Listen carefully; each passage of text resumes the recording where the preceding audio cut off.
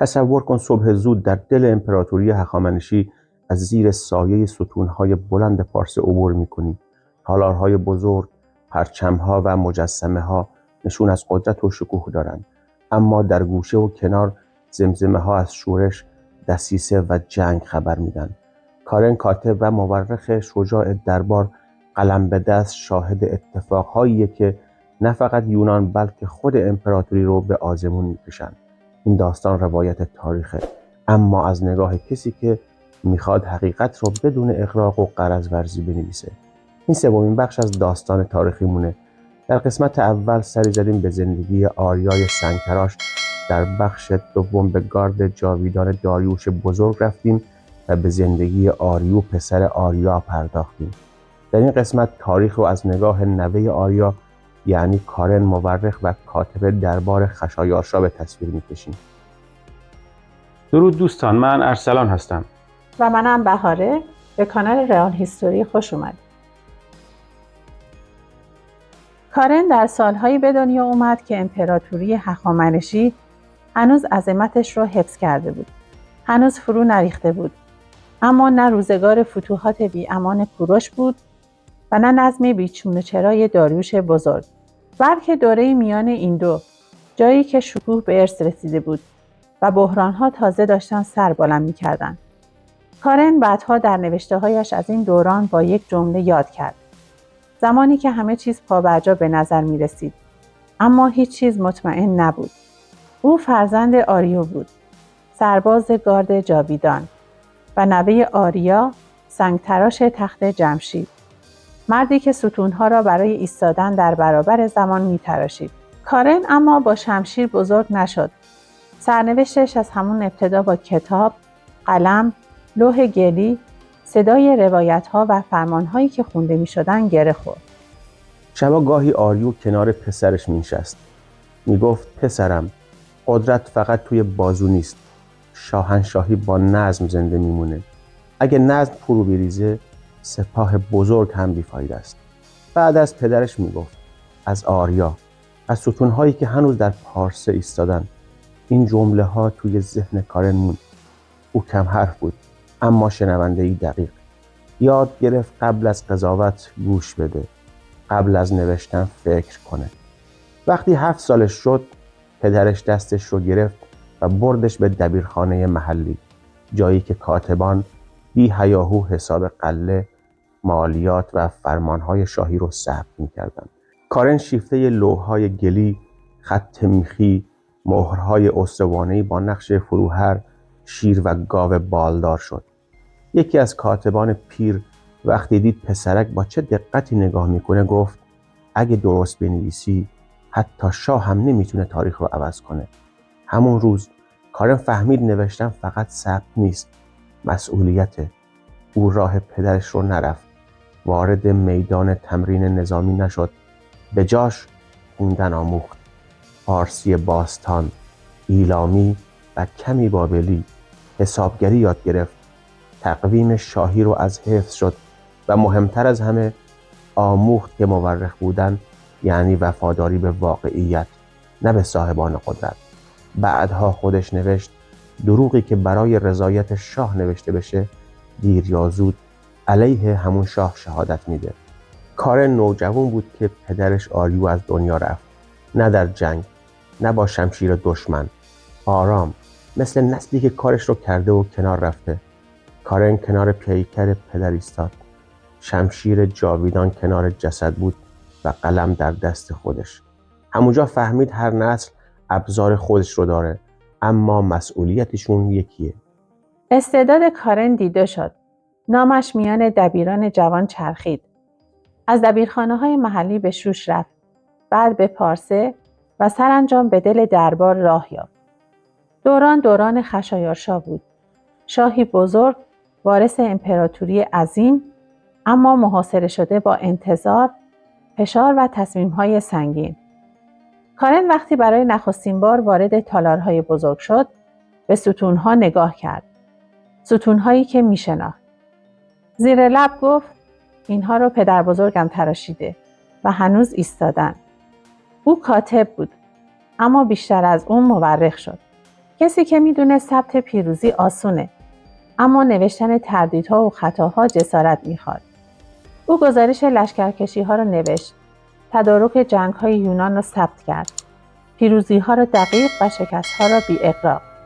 نه برای تبرئه، نه برای تخریب، فقط برای حقیقت. در دربار یاد گرفت که بعضی سکوت‌ها از دروغ خطرناک‌ترند و بعضی جمله‌ها اگر نوشته نشن، تاریخ ناقص میمونه. کارن جسور بود. میدونست چطور حقیقت رو طوری بنویسه که بمونه، حتی اگه خوشایند نباشه.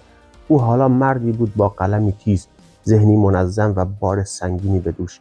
کارن وقتی برای اولین بار نامش توی فهرست کاتبان دربار خونده شد، دیگه نوجوان نبود. مردی شده بود حدود 30 ساله، قامتی نه خیلی بلند، ریشی مرتب و چشمانی که بیش از سنش دیده بودند. صبح روز ورودش پارسه حال و هوای عجیبی داشت. نه جشن بود، نه سوگواری. یه چیز عجیب میونه این دو. شکوهی رسمی، اما با یه اضطراب پنهون که همه جا حس میشد. تالار پر بود از رفت و آمد. بزرگان، اشراف، شاهزاده‌ها، افسرها با زره‌های براق، ساتراپ‌ها با لباس‌های فاخر از سرزمین‌های دور و کاتبان. کارن زیر سایه ستون‌های قدم می‌زد که نقش سربازان جاویدان و نمایندگان ملل تابع بر اونها حک شده بود. لحظه ای ایستاد و دست کشید روی سنگ سرد. با خودش گفت: پدر بزرگ، هنوز اینجایی؟ خشایارشا تازه بر تخت نشسته بود. پسر داریوش بزرگ بودن نعمتی بود. او وارث بزرگترین امپراتوری جهان بود. با ارتشی عظیم و شورش‌هایی که مثل آتش زیر خاکستر آماده شعله‌ور شدن بودند. کارن نخستین بار شاه را از دور دید. بلند بالا، چهره‌ای جدی، نگاهی که مدام بین اعتماد و تردید در نوسان بود. در همون روزهای نخست کاتبان زمزمه‌ها را می‌شنیدند. مصر آرام نیست. بابل سر ناسازگاری داره. مالیات نمیدن. فرمان شاه را به رسمیت نمیشناسند. کاهنان مردم را علیه پارس‌ها میشورانند. کارن گوشه نشسته بود و مینوشت. فرمانده‌ها یکی پس از دیگری صحبت میکردند. اگه زود نجنبیم بقیه ساتراپی‌ها هم جسور میشن. شورش مصر را باید با قدرت خوابون، نه مذاکره. خشایارشا سکوت کرد. بعد آرام گفت: پدرم امپراتوری بزرگ، پرقدرت و منظمی ساخت. من اجازه نمیدم این نظم فرو بریزه. خشایارشا دستور داد و سپاهی بزرگ به سمت مصر حرکت کرد. جاویدانان پیشاپیش، ساتراپ‌ها پشت سر. کارن همراه لشکر نبود، اما هر روز گزارش‌ها به دستش می‌رسید. او می‌نوشت. شهرها یکی یکی سقوط کردند، مقاومت‌ها در هم شکسته شد، رهبران شورش مجازات شدند. اما لابلای خطوط رسمی چیزهای دیگری هم می‌دید. سختگیری، خشم و فاصله‌ای که میان شاه و مردم بیشتر می‌شد. شب‌ها وقتی تنها میموند یاد حرف پدرش می‌افتاد. قدرت بدون رضایت مثل شمشیر کند میشه. کارن مینوشت، اما در دلش میدونست که ثبت حقیقت کار هر کسی نیست. جسارت میخواد و او آماده بود تا این جسارت رو نشون بده. هنوز غبار مصر فرو ننشسته بود که خبر رسید بابل، شهری که بارها سر کشیده بود، شهری با غرور کهن، معابد بلند، مردمی که خودشونو کمتر از پارس ها نمیدیدن. این بار شورش جدی‌تر بود. مجسمه ها شکسته شدند. نام شاه از کتیبه ها پاک شد. در دربار هم فضا سنگین بود. خشایارشا خشمگین تر از همیشه بود. کارن در جلسه ای بود و شنید که شاه گفت بابل باید بفهمه که شاهنشاهی شوخی نداره. کارن فهمید این دیگه فقط سرکوب نیست، نمایش قدرت. لشکر به بابل رفت. شورش در هم شکست، اما روایت ها فرق داشت. معابد تخریب شدند، دیوارها آسیب دیدند و بابل دیگه اون بابل پیشین نبود. کارن گزارش ها رو پاک نویس میکرد. خشایارشا پیروز بازگشت. امپراتوری ظاهراً آرومه، اما کارن میدونست این آرامش سنگینه. مثل سکوت پیش از طوفان. او حالا در قلب دربار بود، شاهد تصمیم هایی که آینده رو میساختن یا آرام آرام فرسوده میکردن. قلمش هنوز مینوشت، اما دلش دیگه مثل روز اول مطمئن نبود. اگر محتوای این کانال رو پسندیدید و دوست داشتید و تا به حال کانال رو سابسکرایب نکردید لطفاً کانال را سابسکرایب کنید. لایک و کامنت هم یادتون نره. درون دربار خشایارشا همه چیز همچنان باشکوه بود. تالارها می درخشیدند. ستونها سایه می انداختند و دربار پر بود از زر و جامه‌های فاخر. اما کارن که هر روز اونجا نفس می‌کشید می‌دونست حقیقت جای دیگه‌ایه.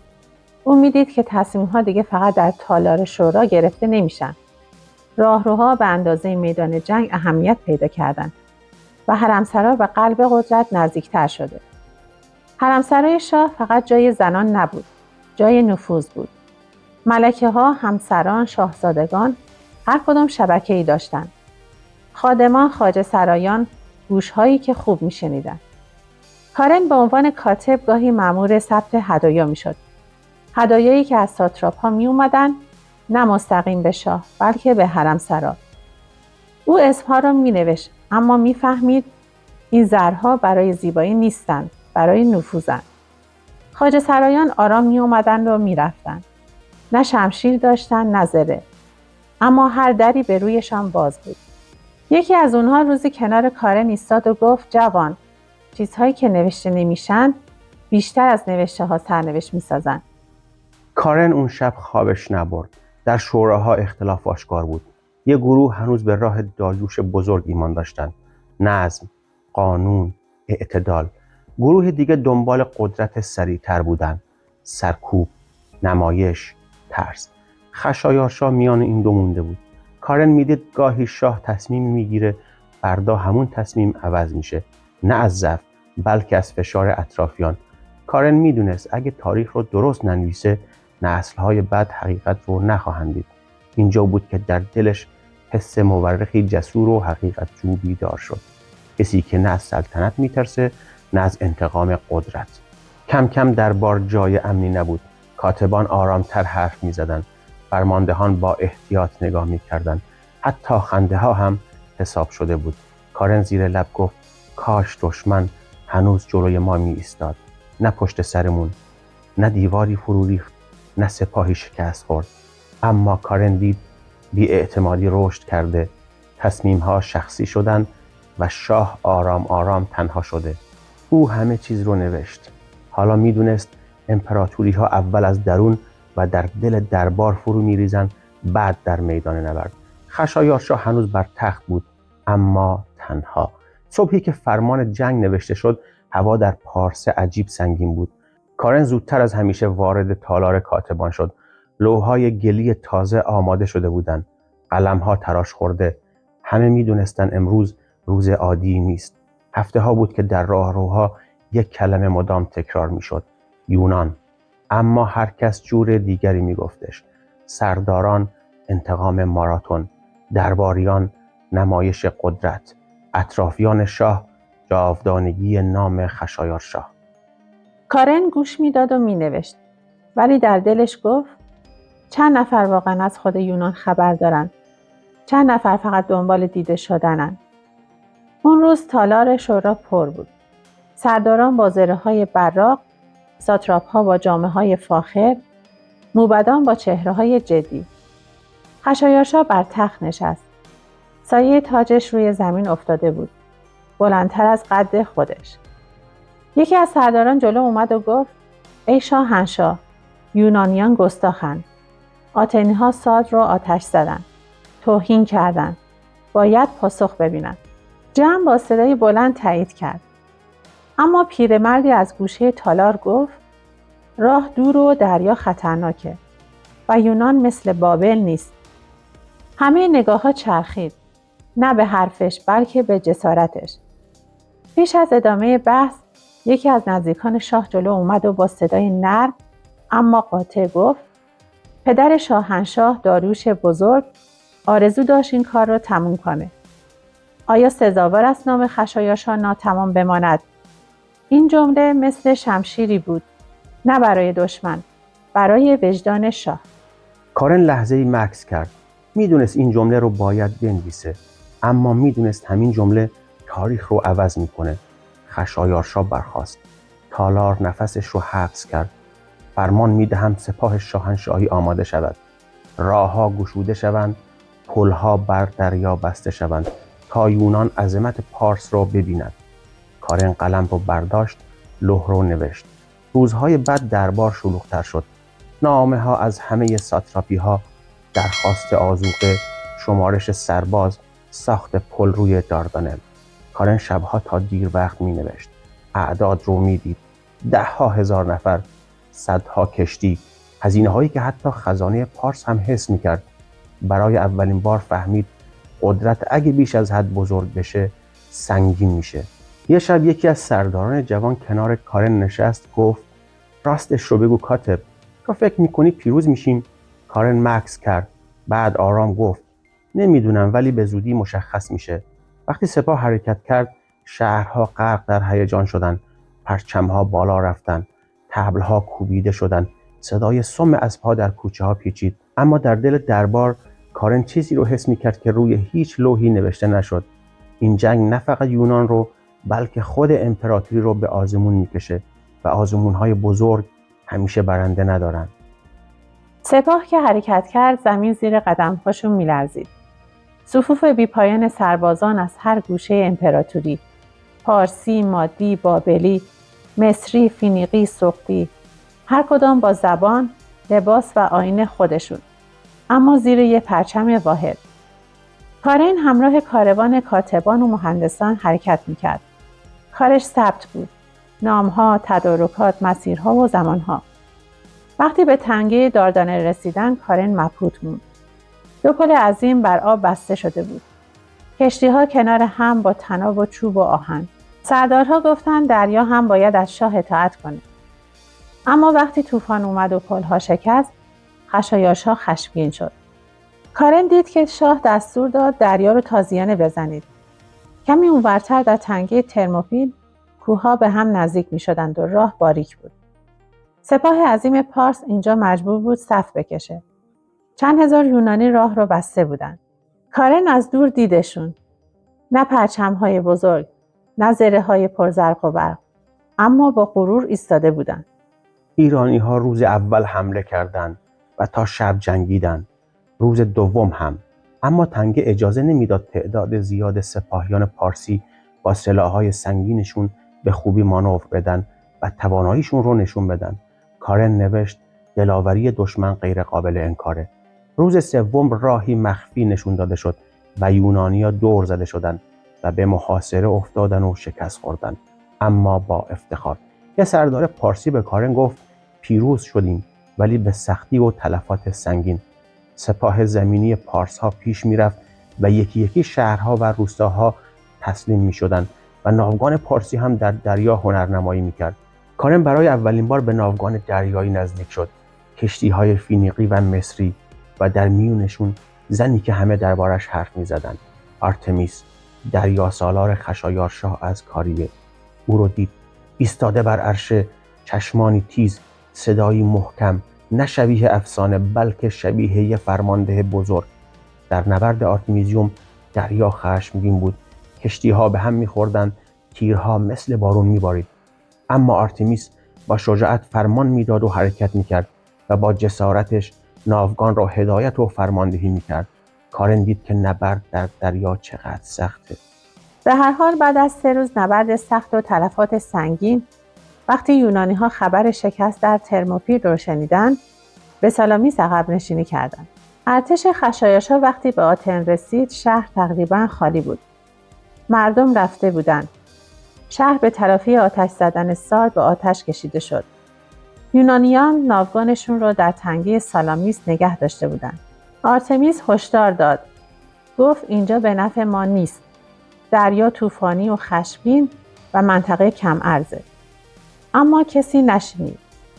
خشایارشا بر بلندی نشست تا نبرد رو از نزدیک ببینه و فرماندهی کنه.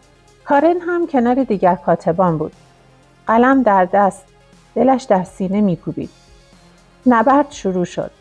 کشتی‌های بزرگ پارسی در تنگه گیر افتادند. کشتی‌های سبک یونانی چابکتر بودند. کارن دید که آرتمیس در لحظه‌ای سخت کشتیش رو به یک کشتی پارسی کوبید تا راه فرار باز کنه و موفق شد. یکی از همراهان گفت اون به ما خیانت کرد. کارن گفت نه، اون با این حرکت ناوگان دریایی رو نجات داد.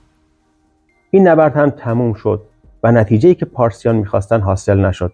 سپاه هنوز بزرگ بود، اما ناامید و ناراحت. خشایارشا به آسیا برگشت، ولی بخشی از سپاه به فرماندهی مردونی موند. کارن وقتی به پارس بازگشت، دیگه اون کاتب روز نخست نبود. نگاهش تغییر کرده بود.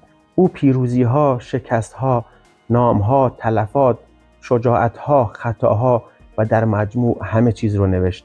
نه برای خوشایند شاه و نه برای تحقیر دشمن، بلکه برای حقیقت. باور داشت تاریخ اگه درست نوشته بشه، شاید مانع تکرار خطاها بشه. اگه از این سفر به دل تاریخ ایران باستان لذت بردید، حتما ویدیو را لایک و کانال رو سابسکرایب کنید تا قسمت 4 این داستان تاریخی جذاب رو از دست ندید. در کامنت ها بهمون بگید دوست دارید سفر بعدی ما به کدوم بخش امپراتوری ایران باشه. بهروزگار و شادکام باشید.